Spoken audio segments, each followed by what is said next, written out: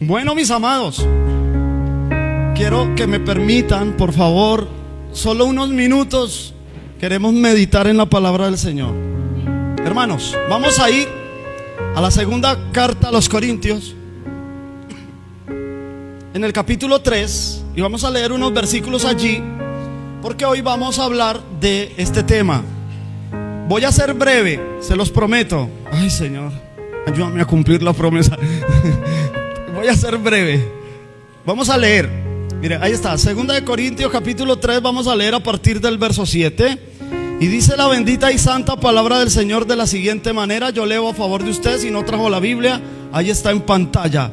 Dice: y si el ministerio de muerte grabado con letras en piedras fue con gloria, tanto que los hijos de Israel no pudieron fijar la vista en el rostro de Moisés a causa de la gloria de su rostro, la cual había de perecer, ¿cómo no será más bien con gloria el ministerio del Espíritu? Verso 9. Porque si el ministerio de condenación fue con gloria, mucho más abundará en gloria el ministerio de justificación. Porque aún lo que fue glorioso no es glorioso en este respecto en comparación con la gloria más eminente. Versículo 11. Porque si lo que perece tuvo gloria, mucho más glorioso será lo que permanece. Así que, teniendo tal esperanza, usamos de mucha franqueza. Versículo 13. Y no como Moisés, que ponía un velo sobre su rostro, para que los hijos de Israel no fijaran la vista en él. Para que los hijos de Israel no fijaran la vista en el fin de aquello que había de ser abolido. Pero el entendimiento de ellos se embotó, porque hasta el día de hoy, cuando leen el antiguo pacto, les queda el mismo velo no descubierto, el cual por Cristo es quitado. Y aún hasta el día de hoy, cuando se lee a Moisés, el velo está puesto sobre el corazón de ellos.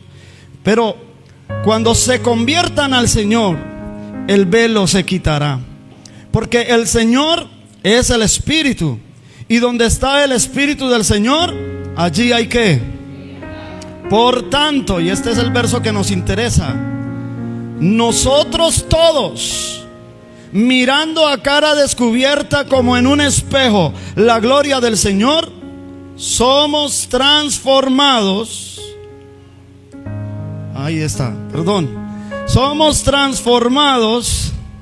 Voy a volverlo a leer. Por tanto, nosotros todos, mirando a cara descubierta como en un espejo la gloria del Señor, somos transformados de gloria en gloria en la misma imagen, como por el Espíritu del Señor. Para poder entender ¿de qué habla Pablo en este pasaje, el apóstol Pablo? Debemos entender el contexto de donde Pablo extrae este argumento. El apóstol Pablo habla cuando Israel recibe la ley en el Sinaí. En Éxodo capítulo 20, del verso 1 en adelante, están los 10 mandamientos. Es el primer pasaje en la Biblia en donde se nos muestran los 10 mandamientos. Pero lo interesante en ese pasaje de la Biblia es que en el versículo 1, como está escrito ahí, dice: y habló Dios todas estas palabras diciendo. En otras palabras, antes de Dios entregar tablas a Moisés escritas con los 10 mandamientos, Dios habló los 10 mandamientos. Y se lo habló a toda la congregación de Israel en el desierto junto al Sinaí. La Biblia dice que sucedió que los hijos de Israel no entendían lo que Dios hablaba. Lo que ellos escuchaban era un sonido de bocina, como un sonido de shofar, que iba en aumento. Vamos a leerlo. Éxodo 19, verso 16 y verso 19 dice: aconteció que al tercer día, cuando vino la mañana, Vinieron truenos y relámpagos y espesa nube sobre el monte y sonido de bocina muy fuerte, y se estremeció todo el pueblo que estaba en el campamento. Verso 19. El sonido de la bocina iba aumentando en extremo. Moisés hablaba y Dios le respondía con voz tronante. Entonces Dios habló los 10 mandamientos a todo el pueblo. La intención de Dios era que el pueblo pudiera recibir la ley directamente de Dios. Y como la voz de Dios es una voz espiritual, puesto que Dios es espíritu, la intención de Dios hablar los 10 mandamientos al pueblo era dar a conocer el sentido espiritual de esos mandamientos. Ya leímos, el pueblo no entendía. El pueblo lo único que escuchaba era el sonido de una bocina, porque al parecer, cuando Dios habló los 10 mandamientos, los ángeles, millones de ángeles, coreaban los 10 mandamientos. ¿De dónde los sacamos? De Deuteronomio capítulo 33 versículo 2. Esta es una oración del mismo Moisés, y dice en el verso 2: Jehová vino de Sinaí y de Seir les esclareció, resplandeció desde el monte de Parán y vino de entre 10 millares de santos con la ley de fuego a su mano derecha. Esa palabra santos está haciendo una referencia a los ángeles. A propósito, debo recordarles que el nombre Jehová que aparece en nuestras Biblias es conocido como el nombre híbrido de Dios, latinizado, claro está. El nombre de Dios no se puede pronunciar. Cuando el nombre de Dios se escribe con 4 consonantes, no tiene ninguna vocal, por lo tanto no se puede pronunciar. Parece ser que el nombre de Dios tiene un sonido semejante a la respiración, cuando inhalamos y cuando exhalamos. Esa sería, digamos, como la pronunciación más cercana al nombre de Dios. Los escritores de la Biblia, para no complicarse con eso, puesto que en aquel tiempo los copistas, cada vez que encontraban el nombre de Dios, debían dejar su pluma, ir a lavar las manos, porque iban a escribir el nombre de Dios, y el nombre de Dios es muy santo. Entonces luego venían y escribían el nombre de Dios después de lavar las manos, seguían copiando, y si más adelante volvía a estar el nombre de Dios, deberían nuevamente dejar la pluma, volver a lavarse las manos y volver a escribir el nombre de Dios. Era muy dispensioso, así que ellos hicieron un cambio. En donde quiera que apareciera el nombre de Dios, Yud, Hei, Bat, Hei, así se deletrean las consonantes hebreas, entonces ellos cambiaron por Adonai. Adonai es un vocablo hebreo que significa el Señor, el gobernante. Y en el siglo II después de Cristo, una comunidad judía que se dedicaba a copiar las Sagradas Escrituras, conocida como la comunidad masorética, ellos implementaron las vocales de Adonai y las incrustaron dentro del tetragrama, o Yud, Hei, Bab, Hei, y de ahí salió el nombre Jehová, que latinizado es Jehová. Aclarado esto, ¿no? Aclarado esto, por eso nosotros leemos en nuestras Biblias Jehová. Y Jehová dice ahí, dice que vino entre 10 millares de santos. Y sabemos que son ángeles, ¿por qué? Porque Pablo en Gálatas capítulo 3 verso 19 dice: entonces, ¿para qué sirve la ley? Fue añadida a causa de las transgresiones, hasta que viniese la simiente a quien fue hecha la promesa, y fue ordenada por medio de ángeles en mano de un mediador. El mediador, por supuesto, es Moisés, pero aquí dice que fue entregada por los ángeles. Fue hablada juntamente con Dios. Los ángeles corearon los 10 mandamientos. El pueblo no lo soportó. Deuteronomio 5, 23 al 27 dice: Y aconteció que cuando vosotros oísteis la voz de en medio de las tinieblas y visteis al monte que ardía en fuego, vinisteis a mí, todos los príncipes de vuestras tribus y vuestros ancianos, y dijisteis: he aquí Jehová nuestro Dios nos ha mostrado su gloria y su grandeza, y hemos oído su voz en medio del fuego. Hoy hemos visto que Jehová habla al hombre y éste aún vive. Ahora pues, ¿por qué vamos a morir? Porque este gran fuego nos consumirá. Si oyéremos otra vez la voz de Jehová nuestro Dios, moriremos. ¿Por qué? ¿Qué es el hombre para que oiga la voz del Dios viviente que habla de en medio del fuego, como nosotros la oímos, y aún viva? Acércate tú, Moisés, y oye todas las cosas que dijere Jehová nuestro Dios, y tú nos dirás todo lo que Jehová nuestro Dios te dijere, y nosotros oiremos y haremos. En otras palabras, no soportamos la voz de Dios. Como Dios nos siga hablando, nos vamos a morir. Moisés, ve tú y habla con Dios, y todo lo que Dios te dijere, nosotros vamos a oír también y vamos a hacerlo. Pregunta: ¿por qué Dios hablaba los 10 mandamientos antes de entregar las tablas de piedra? Respuesta: para que no fueran idólatras. ¿Cómo lo sabemos? Porque lo dice Éxodo capítulo 20, versos 22 y 23. Y Jehová dijo a Moisés: así dirás a los hijos de Israel: vosotros habéis visto que he hablado desde el cielo con vosotros. No hagáis conmigo dioses de plata, ni dioses de oro os haréis. Dios aborrece la idolatría. Entonces, para que ellos no pensaran que era un Dios que se podría fabricar, directamente Él habló desde el cielo a toda la congregación de Israel. Que la congregación de Israel no entendió es otra cosa. Ahora bien, en Éxodo capítulo 24, verso 12, entonces Jehová dijo a Moisés: sube a mí al monte y espera allá, y te daré tablas de piedra y la ley y mandamientos que he escrito para enseñarles. Mandamientos que ¿qué? He escrito. Dios le dice a Moisés: sube tú al monte, porque yo ya he escrito mandamientos para que tú les enseñes. Entonces Moisés tuvo que subir al monte 40 días y 40 noches, y estuvo hablando con Dios allí.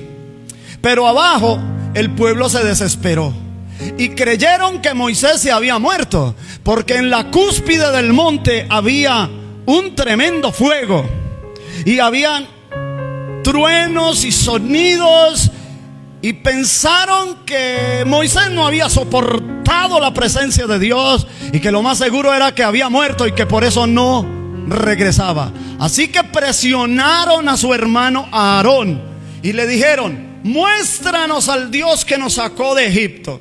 Aarón no supo qué hacer, y bajo tanta presión tomó zarcillos de oro y de plata del pueblo, los fundió y fabricó un becerro de oro, el cual todos los hijos de Israel comenzaron a celebrar una fiesta en torno a ese becerro de oro, pensando que ese era el Dios que los había sacado de Egipto, cuando ya Dios había dicho que Él hablaba desde el cielo con ellos para que no hicieran imágenes ni de oro ni de plata. Y de todas formas lo hicieron. Así que Moisés desciende del monte, y dice la Biblia, Éxodo capítulo 32, verso 19: y aconteció que cuando él llegó al campamento y vio el becerro y las danzas, ardió la ira de Moisés, y arrojó las tablas de sus manos y las quebró al pie del monte. Como ustedes ven en la pintura, famosa pintura, Moisés está levantando las tablas justo para quebrarlas. Pero los sabios de Israel han interpretado ese pasaje que en realidad las tablas que traía Moisés en las manos, tablas que había fabricado Dios y que había escrito Dios con su propio dedo, se volvieron tan pesadas en los brazos de Moisés que Moisés no tuvo más remedio que soltarlas, y entonces se quebraron por su gran peso, casi que se pulverizaron. En estas primeras tablas venía la ley de Dios en su sentido espiritual. ¿Cómo sabemos que hay un sentido espiritual de la ley? Porque cuando Cristo Jesús vino a la tierra, enseñó el sentido espiritual de la ley. El Señor no quería que ahora Israel conociera el sentido espiritual de la ley, porque habían demostrado ser indignos. Ahora lo que les quedaba era observar la ley literal. Mire lo que dice Éxodo 34, 27 al 28. Y Jehová dijo a Moisés: escribe tú estas palabras. Le tocó volver a subir al monte, pero ahora ¿quién le tocó escribir? A Moisés. Escribe tú estas palabras, porque conforme a estas palabras he hecho pacto contigo y con Israel. Y él estuvo allí con Jehová 40 días y 40 noches. Otras 40 días y otras 40 noches. No comió pan ni bebió agua. Y escribió Moisés en tablas las palabras del pacto, los 10 mandamientos. Entonces, reconfiguremos nuevamente lo que hasta aquí hemos dicho. Dios habló los 10 mandamientos, y exactamente los mismos 10 mandamientos que Él habló pero que el pueblo no entendió, fue los que Dios escribió en tablas de piedra, hechura de Dios y escritura de Dios. Pero que Moisés partió porque el pueblo estaba desenfrenado en torno de un becerro de oro, cuando ya Dios había dicho: he hablado desde el cielo para que no hagan eso. Ahora Moisés tuvo que subir por segunda vez, otros 40 días y otras 40 noches. Y ahora fue Moisés el que tuvo que alisar las piedras y escribir sobre ellas los mismos 10 mandamientos. Pero hay una diferencia entre las primeras piedras y las segundas piedras. Como ya dije, las primeras piedras traían una escritura divina, por lo tanto un sentido espiritual. Pero estas segundas piedras ya son escritura humana, por lo tanto solo se podrá conocer el sentido literal. En eso nosotros podemos ahora comprender por qué en los 10 mandamientos, cuando dice no matarás, era no ir a matar a otro a sangre fría. Cuando en los 10 mandamientos dice no cometerás adulterio, era no ir a cometer el adulterio literalmente.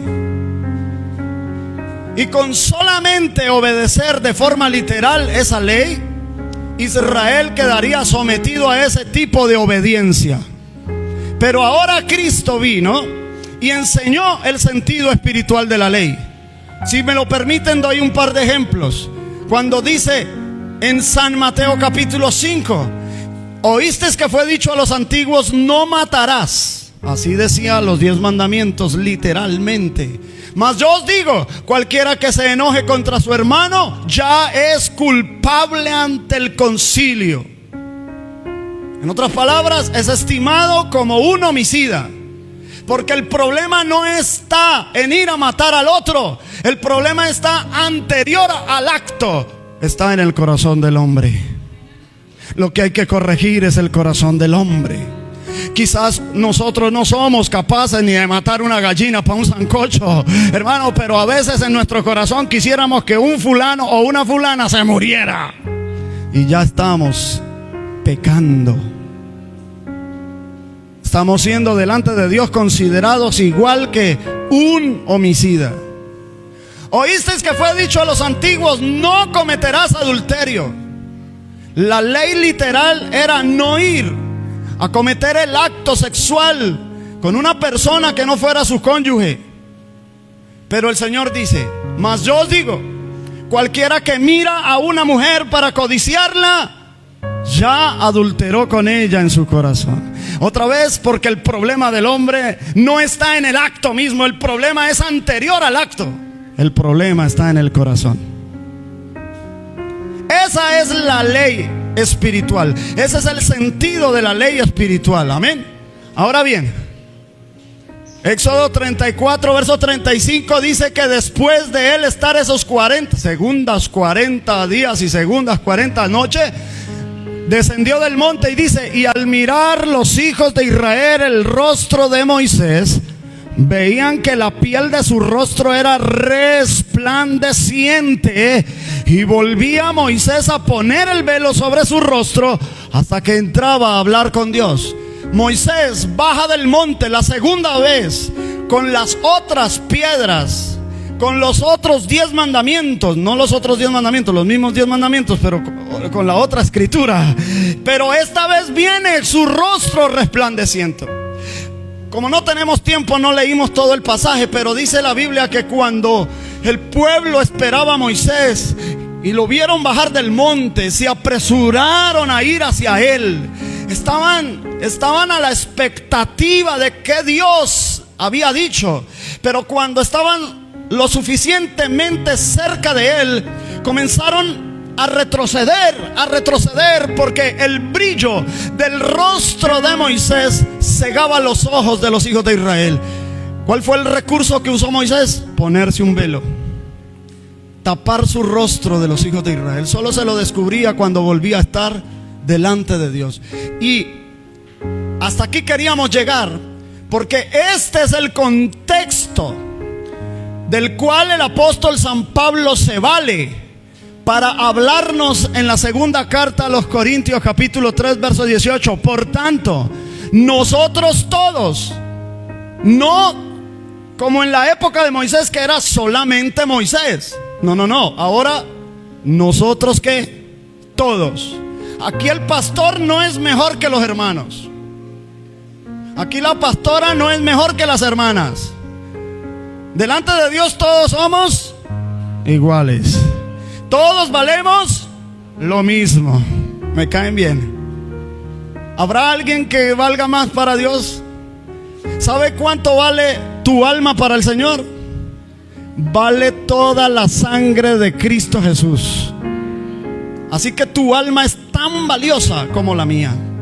Nadie es más valioso para Dios.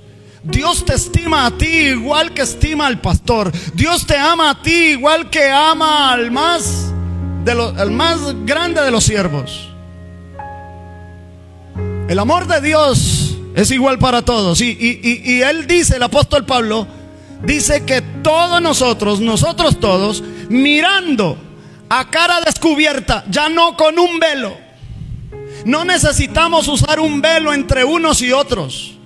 A cara descubierta todos podemos mirar como en un espejo la gloria del Señor. Y ahorita nos vamos a dar cuenta a qué se refiere con mirar como en un espejo la gloria del Señor. Lo que está en rojo me llama la atención. Dice: somos transformados de gloria en gloria, en la misma imagen, como por el poder del Señor. Para que usted tenga una referencia más clara, la palabra gloria en la Biblia tiene una indicación de un resplandor, igual que el rostro de Moisés resplandecía.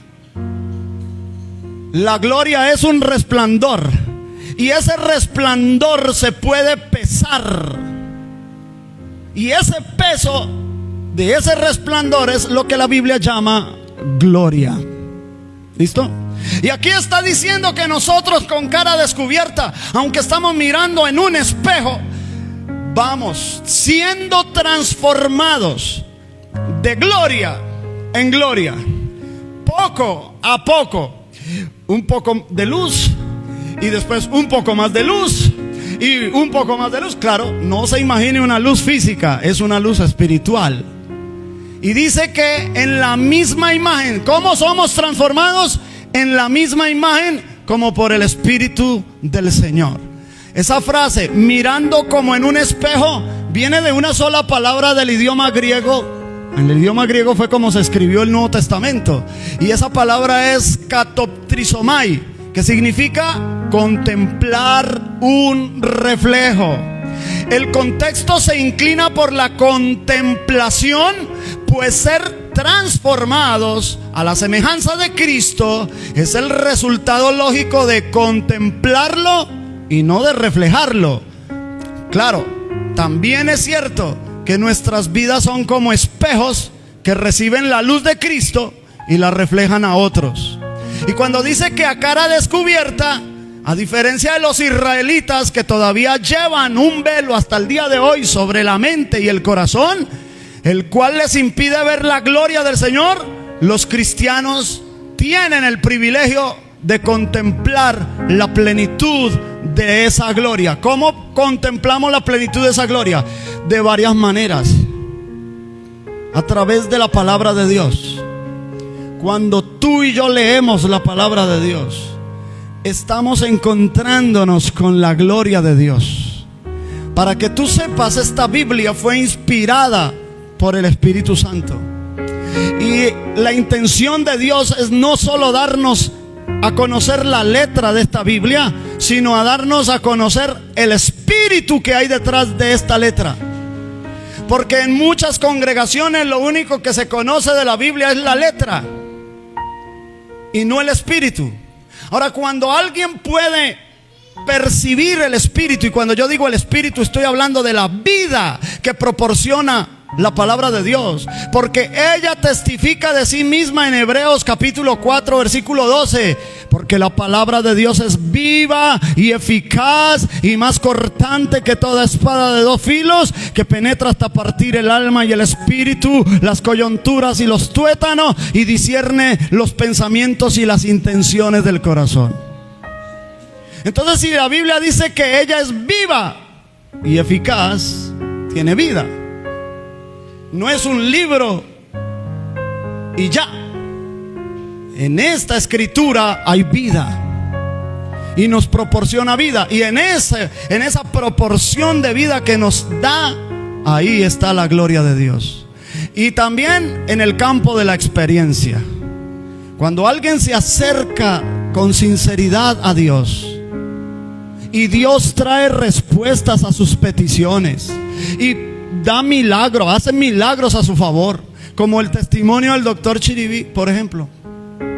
Y yo sé que cada uno de ustedes pudiera compartir testimonios de milagros que Dios ha hecho en sus vidas. El hermano Jaiber, que se le ha perdido la billetera con millones de pesos más de una vez y la ha encontrado intacta. Eso es un milagro, hermano. Eso es un milagro. No le ha ocurrido una vez ni dos. ¿Cuántas? 4, dice, vea, 4 veces ha perdido la billetera con harto dinero, que no es dinero de él, obviamente, pero el Señor ha permitido que la encuentre intacta. Tremendo. Yo sé que cada uno de ustedes puede dar testimonios de grandes milagros. Cuando alguien experimenta un milagro de Dios, puede decirse que ve la gloria de Dios. No es así que nosotros testificamos, hermanos, yo vi la gloria de Dios. Un hermano nos contaba que iba viajando por el vehículo con un hermano, un primo suyo. El viaje era largo y entonces ambos sabían conducir y se alternaban. Y cuando le tocó el turno al hermano, se puso al volante. En una curva, a la parte izquierda estaba el abismo, a la parte derecha estaba la peña. Y en una curva había un derrame de tal vez ACPM o aceite, algo estaba derramado ahí. Y cogió siempre con una velocidad considerable la curva y el carro empezó a dar trompos e iba hacia el abismo, hermanos. Ya literal él había perdido el control. Y él testifica que sintieron que el carro fue tomado, como que deja de girar. Lo toman, lo levantan del piso, hermano, y lo vuelven a poner en la vía y sigue rodando. Y él dice, es que si no hubiese ido mi primo ahí, me hubiesen llamado loco o mentiroso o quién sabe qué, pero fue un milagro. Cuando alguien experimenta un milagro así, dice, hermano, yo vi la gloria de Dios. Entonces todos nosotros podemos ver la gloria de Dios. En el monte Sinaí solo Moisés recibió la revelación procedente de Dios sin tener un velo sobre su rostro. Él ponía el velo, era por causa de la gente. Ahora todos podemos acercarnos a Dios tan efectivamente como lo hizo Moisés. y mantener una íntima comunión con el Señor. Cada uno de nosotros puede hacer eso. Hebreos 4:16 dice: acerquémonos pues confiadamente al trono de la gracia para alcanzar misericordia y hallar gracia para el oportuno socorro. Y cuando dice somos transformados, quiere decir que el plan de la redención tiene el propósito de restaurar la imagen de Dios en el hombre, porque la imagen y la semejanza de Dios en el hombre se dañó por causa del pecado. Romanos 8:29 dice: porque a los que antes conoció también los predestinó para que fuesen hechos conformes a la imagen de su Hijo, para que Él sea el primogénito entre muchos hermanos. Y primera de Juan 3:2 dice: amados, ahora somos hijos de Dios y aún no se ha manifestado lo que hemos de ser, pero sabemos que cuando Él se manifieste seremos semejantes a Él, porque le veremos tal como Él es. Amén. Déjeme explicar esto último. Nótese que el apóstol Juan dice: ahora somos hijos de Dios. Entonces antes no. ¿Usted qué dice? Quiero decirlo así: todos los seres humanos que han existido sobre este planeta, que existen en el presente y los que van a existir en el futuro, todos somos criaturas de Dios. ¿Están de acuerdo conmigo? Todos somos hechura de Dios. Todos portamos la imagen y la semejanza, aunque ya deformada, pero ahí está todavía. Pero no todas las criaturas de Dios son hijos de Dios. Porque Juan capítulo 1 verso 12 dice: a lo suyo vino, pero los suyos no le recibieron. Mas a todos los que le recibieron y a los que creen en su nombre, les dio potestad, poder, autoridad de ser hechos hijos de Dios. Solamente aquellos que lo aceptan, solamente aquellos que deciden tener una relación personal, no religiosa, porque por eso estoy hablando esta mañana de transformación. Una persona que no experimente la transformación en su vida de parte de Dios es una persona religiosa. Y la religión, llámese como se llame, no nos ayuda para mucho. Lo que nos ayuda es tener una relación directa con Dios por la fe. Entonces Juan dice que ahora que somos hijos de Dios, Él reconoce: aún no se ha manifestado lo que hemos de ser. Todavía no, todavía falta. Todavía nos falta, hermanos. Todavía hay un proceso de Dios en nuestra vida. Pero mire, ¿hacia dónde vamos? Sabemos que cuando Él se manifieste, ¿a qué se refiere? A la segunda venida de Cristo Jesús. Cuando Él se manifieste, seremos semejantes a Él. Ay, quisiera tener tiempo para meterme ahí, pero rápidamente lo voy a decir. ¿Qué significa ser semejantes a Él? Cuando Jesús murió y resucitó, tuvo unas facultades en su cuerpo físico resucitado que no tenía antes de morir y resucitar. Sí, es verdad.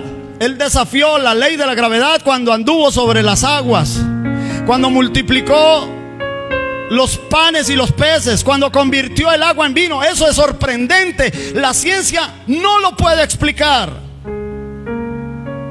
Pero después de resucitar, el Señor Jesús tenía unas facultades que podía trascender los límites del tiempo y del espacio. Por ejemplo, en Juan, Evangelio según San Juan, capítulo 20, no tengo el tiempo para meterme ahí, pero lo voy a citar así de memoria rápido. Dice que la primera que visitó la tumba fue María Magdalena, que ella se fue todavía siendo muy oscuro, y cuando se acercó a la tumba vio que la piedra estaba quitada, y ella no se acerca al sepulcro, sino que se devuelve corriendo y le da aviso a los demás apóstoles. Pedro y Juan, al escuchar lo que decía María, emprenden la carrera hacia el sepulcro.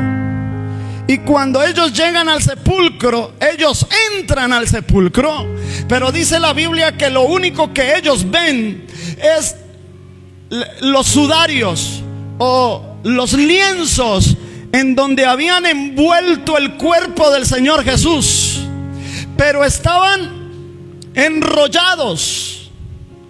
En otras palabras, Jesús al resucitar no se desenrolló de los lienzos. Parece ser que Él traspasó la tela. No sé si me estoy dando a entender.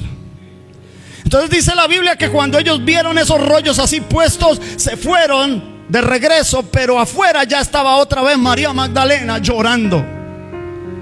Y dice que ella se inclina para mirar hacia adentro del sepulcro, y allá puede ver a dos jóvenes, puede ver a dos ángeles, uno a la cabecera y otro a los pies de donde habían puesto al Señor Jesús. Y ellos le dijeron: mujer, ¿por qué lloras? No busques entre los muertos a quien vive. Y entonces ella se vuelve y ve al Señor Jesús, pero no lo reconoce.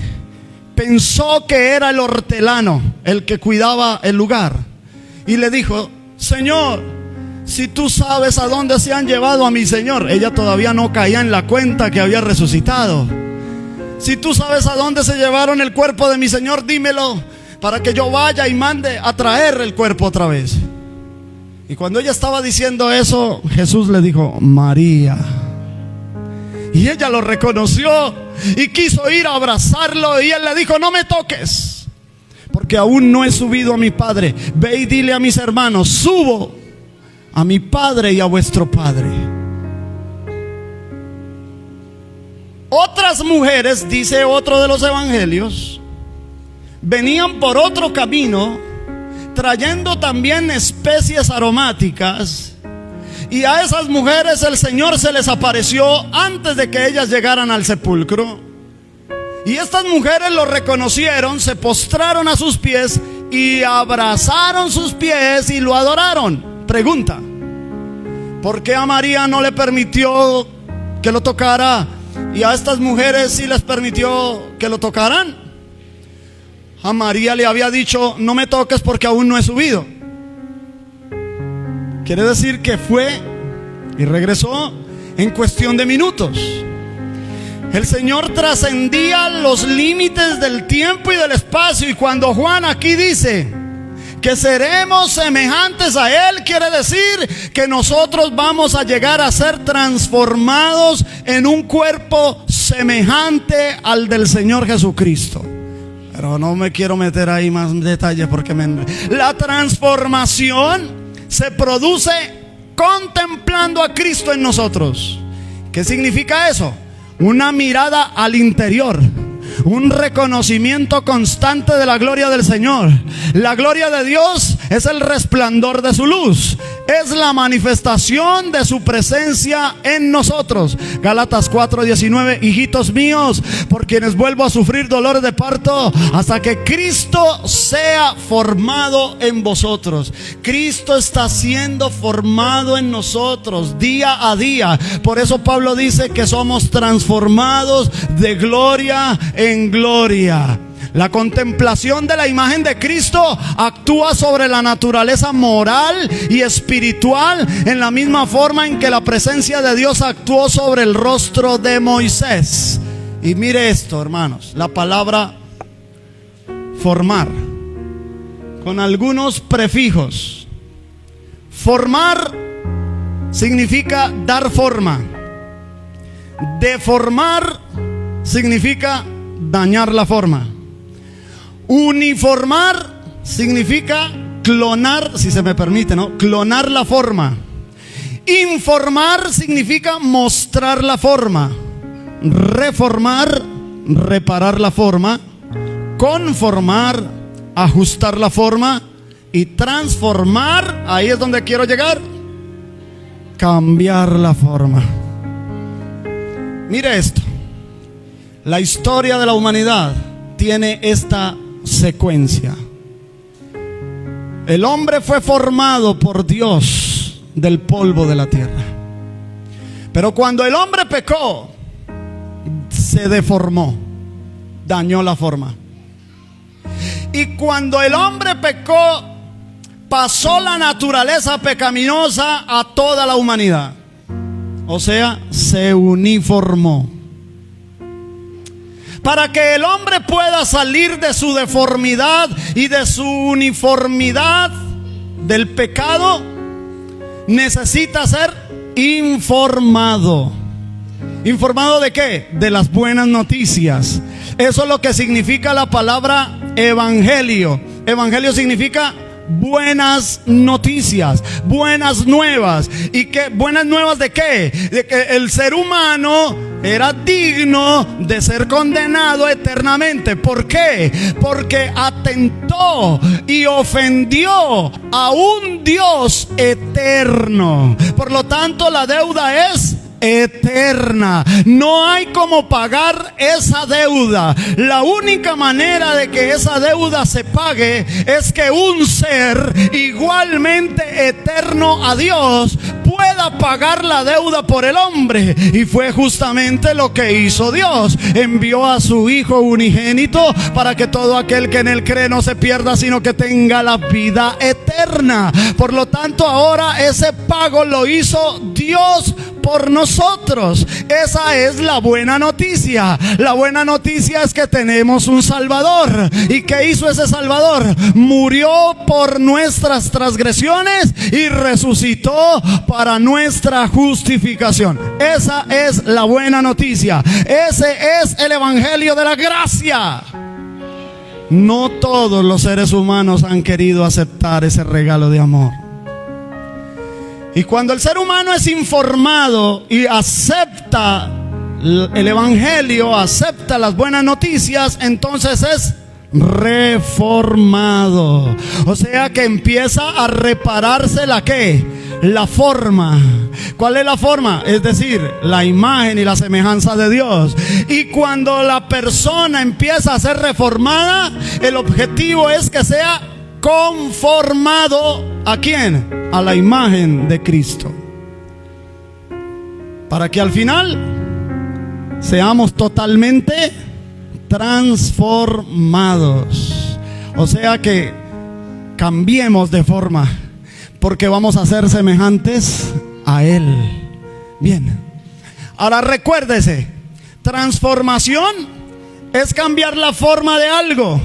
Transfiguración, revelar lo que verdaderamente es. En la Biblia, para nosotros los cristianos, se habla de transformación, no de transfiguración. Porque ¿quién se transfiguró? Cristo. Mateo capítulo 17, verso 1 y verso 2. 6 días después, Jesús tomó a Pedro, a Jacobo y a Juan su hermano y los llevó aparte a un monte alto y se transfiguró delante de ellos y resplandeció su rostro como el sol y sus vestidos se hicieron blancos como la luz.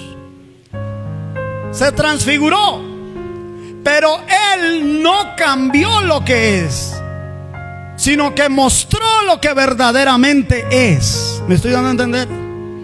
Nosotros, en cambio, por la obra de la regeneración del Espíritu Santo y por la obra de la renovación en nuestra alma, nosotros podemos ir trabajando para la transformación, no para la transfiguración. Porque, hermanos, si yo me transfigurara delante de ustedes, ustedes no me amarían, porque se revelaría lo que verdaderamente soy. Lo que mejor puede hacer Dios para mí es transformarme. Porque la transformación me dice a mí, mira, la transfiguración enseña quién es uno verdaderamente. Pero la transformación enseña que no somos todo lo que podemos llegar a ser. Que todavía Dios está trabajando en nosotros, que todavía hay algo por hacer en nosotros, que todavía hay facetas de nuestra vida por las cuales el Señor necesita ir transformando. Mire esto.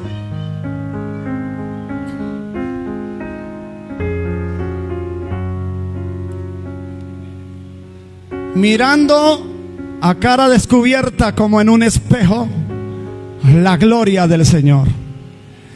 Mientras tú miras a Cristo como si lo estuvieses mirando en un espejo, como si lo estuvieses contemplando dentro de ti, entre más lo hagas, más transformado y más parecido te vuelves a Él. ¿Alguien dice amén? Quisiera tener a 2 o a 3 en esta mañana. ¿Por qué? Porque cuando nosotros comenzamos a ser transformados a la imagen del Hijo, mira, por eso Satanás busca al antiguo usted, pero no lo encuentra. Porque cuando Satanás busca al viejo usted, es capaz de que se para frente a usted, buscando al viejo usted. Pero como usted está siendo transformado a la imagen del Hijo, Satanás lo mira, pero no lo reconoce. ¿Cuánto lo creen? Pero lo contrario también es verdad. Lo contrario también es verdad. Mientras usted se comporta como el viejo usted, ay, quisiera tener a 2 o 3 ahora. Cuando usted y yo nos comportamos siendo envidiosos como el viejo usted, siendo chismosos como el viejo usted, entonces Satanás te puede localizar fácilmente. De hecho, es más, Dios el Padre, cuando ve que los cristianos se comienzan a parecer a su Hijo, cuando le pedimos algo al Padre, el Padre no nos lo niega, porque Él no le niega nada al Hijo. Y cuando tú te pareces al unigénito, el Padre te da lo que tú deseas en tu corazón, porque cuando te mira, ve la cara correcta. A veces el Señor no nos responde nuestras peticiones, porque cuando nos vuelve a mirar, no mira la cara correcta. Mira al que está a tu lado y dile: cambia de cara, cambia de cara, cambia de cara. Cambia de cara, cambia de cara. Porque, hermanos, si uno de los ataques del enemigo es este, el ataque del diablo hoy por hoy, más que nunca, es contra la identidad. Y por eso se está firmando el Pacto Global de la Educación, para que a los niños a temprana edad les enseñen desde los párvulos lo que es la igualdad de género. Es que hasta en las propagandas de Fisher Price, ¿saben lo que es eso, verdad? Las muñequitas, los muñequitos de Fisher Price. ¿Sabe cuál es el lema? Tú puedes ser lo que quieras ser. ¿Saben lo nocivo de ese mensaje? Le están diciendo a los niños: tú puedes ser lo que tú quieras ser. Tú no eres lo que te dicen que eres. Tú no eres varón porque naciste biológicamente varón. Tú no eres mujer porque naciste biológicamente mujer. Tú eres lo que escojas ser. Esa es la igualdad de género. En los Estados Unidos, en algunos de los estados, si no estoy mal, en el estado de California, multan a cualquiera que no se sepa expresar hacia un transgénero. Porque si tú le vas a decir a él, le vas a decir él, aunque parezca ella. Y si él te demanda, porque como no le dijiste ella, lo estás discriminando por razón de género. Y si no estoy mal, son $1,200 la multa. Escuché por ahí en estos días. Hace 2 años en Bogotá se celebró una mega, ¿cómo se llama? Una mega reunión, congreso de la comunidad LGTBIQ+.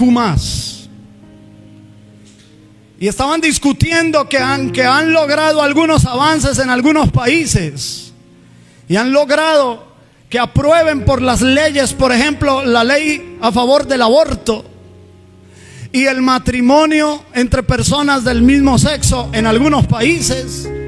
En los Estados Unidos, en el gobierno de Trump, se desmontó eso en algunas de las, ¿cómo se llaman?, de los estados. Pero han logrado un avance significativo. Llegaron a la conclusión de que de todas maneras la agenda de ellos estaba estancada. Y cuando preguntaban por la razón del estancamiento, dijeron que quienes tienen la culpa de ese estancamiento es la iglesia evangélica. Porque la iglesia evangélica no tiene una estructura piramidal, a diferencia de la iglesia católica. La iglesia católica tiene un jerarca, tiene un representante máximo. En cambio, entre la iglesia evangélica no. Y a pesar de que la iglesia evangélica es tan diversa, porque es diversa, lastimosamente,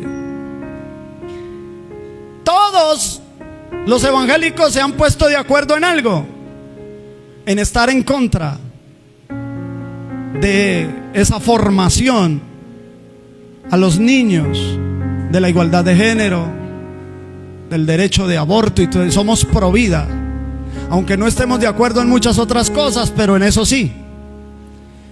Y sea como sea, ellos reconocen que ese tema es un tema espiritual, y que la iglesia evangélica, cuando ora, ellos han visto un estancamiento en el avance de su agenda.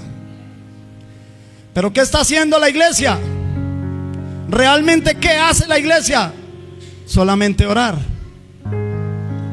Porque somos la sal de la tierra, pero metidos en un salero.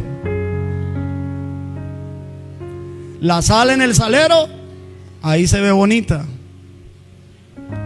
La sal en la tierra es para preservar la tierra. Es para no solo darle sabor, para preservar la sociedad. Porque la iglesia de Cristo no solo debe ser evangelizadora, sino civilizadora. Y no podrá ser civilizadora si no conoce la escritura y si no se ama. Satanás, siendo antes originalmente un ser de luz y se convirtió en un ser tenebroso, ahora quiere que la iglesia se vuelva tenebrosa igual que él. Pero Dios, a él nadie le sale adelante, ¿no? Dios previó todo esto desde tiempos del apóstol San Pablo. Y el apóstol San Pablo quiere que nosotros nos parezcamos cada vez más a Cristo. A Cristo. En los momentos más difíciles de tu vida, piensa: ¿qué haría Cristo? ¿Qué diría Cristo? Si necesitas ayudar a alguien y tienes cómo ayudarlo, pregúntate: ¿cómo ayudaría Cristo? Nosotros no discriminamos a las personas que tienen orientaciones sexuales distintas a las heterosexuales. No los discriminamos, los amamos, y el mensaje de nosotros hacia ellos es un mensaje de amor. Y les decimos que Dios los ama, y que Dios los ama tal como son, pero también que Dios se negará en dejarlos así como están, que Él quiere transformarlos, que Él quiere a nosotros transformarnos también. Démosle un aplauso al Señor bien bonito. Aleluya. Le voy a invitar que me acompañe en una oración. Y vamos a orar. Bendito Padre, gracias, porque en el día de hoy tú nos has bendecido a través de tu palabra. Yo bendigo a todos los que estaban aquí presentes, a todos los que se conectaron por vía Facebook, Señor. Los bendigo en el nombre de Jesús.